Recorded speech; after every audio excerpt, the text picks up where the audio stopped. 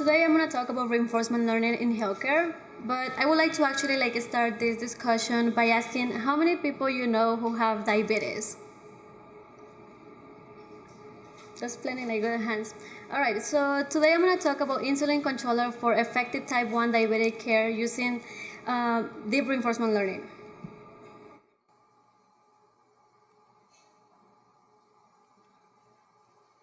Okay, so diabetes also is on the rise. According to a 2015 report by the CDC, 1 million new cases of diabetes were reported between the ages of 18 and above.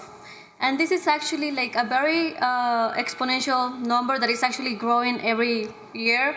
And they said also that 1 in every 4 people have diabetes.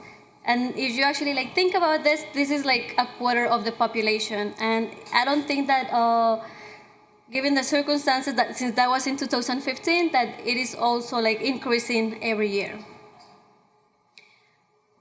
So as of 2015, when the report was released, 100 million adults in the U.S. alone were living with diabetes. But what is actually diabetes? Well, it is this condition results from high blood glucose level due to inadequate insulin, which is type 2 diabetes, or absolute type 1 diabetes, which means that for the type 1, most of the people are born with this disease and they don't tend to produce insulin. The treatment involves maintaining a healthy blood glucose level at all time by injecting appropriate amount of synthetic insulin at appropriate time. But what is the appropriate time and what is actually the appropriate amount of insulin? We're gonna discover that as I talk. Okay, so 2 types of insulin are used, with one that is the basal for continuous blood glucose control, and another one that is bolus, that is actually acts quick fast when the person is either taking a meal or doing exercise or doing anything that is out of the ordinary. Continuous glucose monitoring and insulin pump for diabetic control. I'm gonna start by explaining a little bit how actually things work between the glucose sensor and the insulin pump. So first we have a patient, an individual or a subject, that it is actually taking a meal. Then this information is read by a glucose sensor, but there is some type of time delay. The time delay depends on the different type of sensor that the person is using. Then this information is translated to an algorithm controller that will actually send the signal or the information to the insulin pump and will tell how much insulin they have to release for this patient in order to reduce the blood glucose. But this is a very complex problem because every patient is different. So even if we have an algorithm or a base model algorithm, it is hard to tell what is actually the most optimal amount of insulin for the patient, because the patient can have different type of weight or height, or depending also on the type of food that they had, or if they were actually doing something else as exercising. Okay, so maintaining an appropriate blood glucose level. Effective insulin control for diabetic type 1 patient requires a healthy level of glucose maintained through the day with minimal fluctuations in either direction. Inadequate insulin causes high blood glucose, which will result in hyperglycemia. And when we have hyperglycemia, it is very dangerous for many patients because there can be organs can fail through that, or they can lose their vision in the longer term. However, excessive insulin leads to low blood sugar, which is hypoglycemia, which often results in fatal, which means that people can die from this. The goal of insulin-dependent diabetic care is to administer appropriate amount of insulin at appropriate time to maintain blood glucose at near a target level without reaching hypo or hyper level. The maintenance of right amount of blood glucose is a very complex problem because a lot of day-to their variability in patients' conditions can actually influence this. And as I mentioned before, it all depends on the nutrition, the diet, the exercise, the exposure to sun, daily lifestyle, etc. So this problem is a closed loop control system for optimal insulin. We have the interaction between glucose and administered insulin is a closed loop control system with feedback. Typically, insulin control model as PID controllers to determine optimal insulin that needs to be administered. Such model are driven approach have limitations due to complex nature induced by time, varied nonlinearity, fluctuations in patients, and habits and conditions. Instead, we approach this as an artificial intelligence problem. Specifically, we consider reinforcement learning model, insulin controller, and explore its efficacy. But before I actually go back into the model that we use, I want to explain a little bit about what reinforcement learning is for insulin control. In reinforcement learning, we have an agent that will interact with an environment by doing an action. Then, depending on the action that they do, it is that they're going to be on a state, and also they're going to receive a feedback. This feedback can be a positive feedback, which will result in a reward, a positive reward, or it can be a penalty, which is a negative reward. And the agent will actually keep doing this until they maximize the number of rewards. And then by this, the agent will learn how to actually act in the next time step in order to perform better. Okay, so now I will talk about the specifically model that we use. So we use Deep Deterministic Policy Gradient, well known as DDPG. DDPG was developed by Google Mind not too long ago, so it is very new comparing to other models. But what is DDPG? Okay, it's an off-policy algorithm that learns the value of the optimal policy independently of the agent's actions through Q-learning, which means that the agent's action, it is not too relevant because every time, depending on the action, let's say, it doesn't necessarily affect what is actually going to be the next action. Also, it is a model-free, which do not use the environment to learn the action that results in the best reward. And it works with environments with continuous action and spaces, and which means that it is not limited to a finite state or action. It employs an actor-critic model where we actually have an actor and a critic, which one of them will be the policy function and another one that is going to be the value function, and both of these will actually be independent of each other. It also learns directly from the observed spaces through policy gradient method, and it relies upon optimizing parameterized policies with respect to the long-term cumulative reward. But why DDPG as an insulin controller? Well, because it meets the characteristics of a DDPG model. We start with the environment where we have the patient glucose insulin interaction.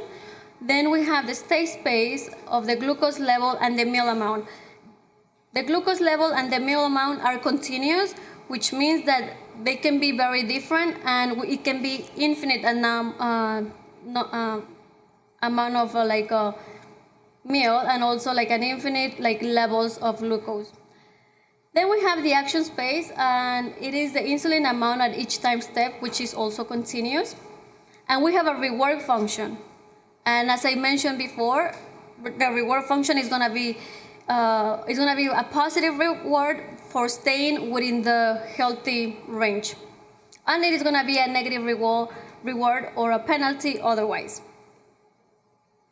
Okay, so the key components of the DDPG. It uses an off-policy data and a development equation to learn the Q-learning function, and uses the Q function to learn the policy. So I will be explaining actually this diagram and what it means. Okay. So as I mentioned before, we have an actor and a critic. So in here, the actor, it is the policy function, and the critic, it is the value function. So we're gonna have the policy given an action in an environment and a state, and based on this environment and the state, we're gonna have a reward that is gonna go through the value function. Then the value function is gonna compute the TD error, that is, and TD stands for temporal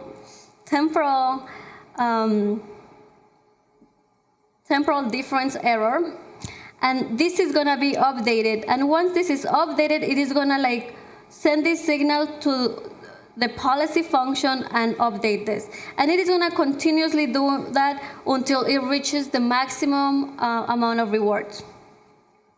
In here, I also like show the Q function where we have the reward at the state where the agent is, and also we're gonna maximize the reward for the next state and the next action.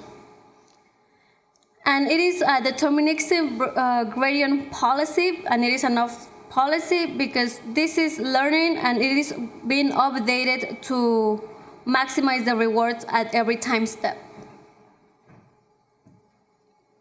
Okay. All right, so here I'm showing the DDPG algorithm implementation where we have actually the initialization of the parameters, then we have the TD targets, the Q value function, the greedy stochastic policy, and the T targets again, and they are updated. So all of these like three are gonna be actually like being updated at every time step until the algorithm or the agent reaches the maximum reward. The implementation and the environment. Now I'm going to explain a little bit more in detail the research that I've been doing using DDPG. The goal of this research is to evaluate the performance of DDPG-based insulin controller using synthetic data generated with a well-known PADOVA model that models glucose level. It includes models of 30 virtual patients, which consists of like 10 adults, 10 adolescents, and 10 children. Then we also have like DDPG controller implemented in Python using OpenAI Gym framework by extending sim-glucose simulator, that is a Python package. The simulator parameters consist of the following features of the meal frequency, the amount, the patient's age, the weight, and also the height. Okay, the evaluation and the methodology. DDPG is an insulin controller. I'm comparing DDPG versus the baseline model controller, which is well known as BB controller, to study how well DDPG control performs under varying dynamic conditions. So in other words, I'm comparing what is actually like being out there, that is something basic, against DDPG that is artificial intelligence driven. Okay, so we evaluate this under three different scenarios by inducing disturbances in blood glucose through a single meal, multiple meals within a short time, and also multiple meals within different time periods that are actually a part of each other. The rationale behind of these choices is to understand if DDPG-based control has any advantage over typical model-based insulin controller under such induced disturbance in glucose level. In the first experiment, I have a single meal disturbance, and in the right-hand side, I have the DPG controller, and then in the left-hand side, I have BB controller. And as you can see here, I'm introducing here one meal disturbance at any particular hour. And here, the hour can be at any time. And we can actually, I'm not sure if you can actually like see it, but right here with a basic controller, we can actually like see that it goes very high, and it takes some time for the model to actually bring the blood glucose down. While in the DPG controller, it is able like to actually react quickly and bring the blood glucose down. However, the main difference between BB controller and DDPG, it is that in BB controller, I'm using bolus insulin, which is where the person is taking the meal. It is actually like also taking the insulin. But in DDPG, we actually have a continuous injection of insulin. But this insulin is being actually adjusted according to what the person is needing at that time. And you can see that it can react very fast, or faster at least than BB controller, and bring the blood glucose down. So now let's actually see what happens with multiple meal frequent disturbances. In here we can observe that BB controller, it is not able to bring the blood glucose as quickly as DDPG. And regardless of how much insulin I'm putting into this person's body, it takes some quite time to react to it. However, in DDPG, while I have continuous basal insulin injected into this person, it can actually react quickly and bring the blood glucose down. So far we have seen that DDPG performs better than any other typical BB controller. Okay, let's move on to the third experiment that I have done. This is a multi-meal disturbance spread out. In here I have multiple meals that are given with a different time range, but the time range is hours apart. In here, BB controller is able to handle the spread out meal disturbances relatively better compared to the disturbances, and it can actually act more rapidly and dynamically. In here, we are currently continuing to experiment more how the DPG can actually can in a way be better than BB controller by adding the bolus insulin. So far we're still working on that, and we don't have any positive results yet, but we're still that's something that we are still working on. Okay, so for conclusion, our study is first to propose and evaluate deep reinforcement learning insulin controller for type 1 diabetic blood glucose management, and we implement DDPG-based controller using sim-glucose that supports OpenAIM gene framework. And I show you the 3 types of experiments that we have worked on and the 3 different results that we have seen. Our evaluation indicates that DDPG controller is more suitable to handling rapid dynamic blood sugar disturbance conditions compared to the model-based controller. The DPG controller is able to achieve controlled blood glucose level alone with basal insulin, which means that we are not using bolus at this moment, but that's why we're currently experimenting for the third experiment. Possibly due to the continuous reactive nature of such algorithm, DDPG tends to do better. The future work, as I said, we'll continue to work in adding bolus into the model and see how it actually reacts. If it can actually reacts better for the third experiment than the base controller model. Okay, and that's it.